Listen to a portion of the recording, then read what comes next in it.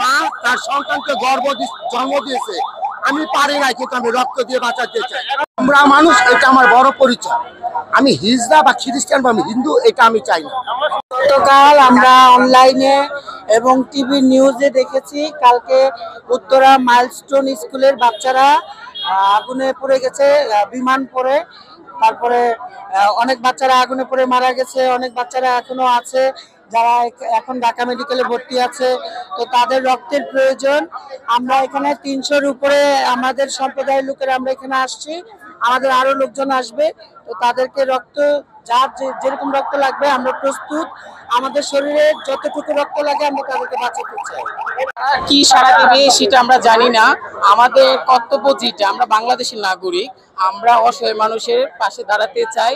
যারা ক্ষুদ্র খাওয়া মানুষ তাদের সাথে চলতে চাই, ফিরতে চাই। কেন আমাদের স্বামী নেই, সন্তান নেই, বউ নেই, পোলাপান নেই, কোনো কিছুই নেই। এই যে কত জায়গায় কত কিছু হয়েছে, সব জায়গায় জায়গায় কিন্তু আমরা সহযোগিতা করেছি, তাদের পাশে দাঁড়িয়েছি। এখন উত্তরায় যে ঘটনাটা ঘটেছে, এই নিউজ দেখার পরে আমরা থাকতে পারি নাই। তাই আমরা সবাই মিলে একসাথে হয়ে, পিছিয়ে থাকা জনগোষ্ঠী সবাই মিলে পতিত হয়ে তাদের পাশে দাঁড়াতে আসছি, তাদেরকে রক্ত দিতে আসছি।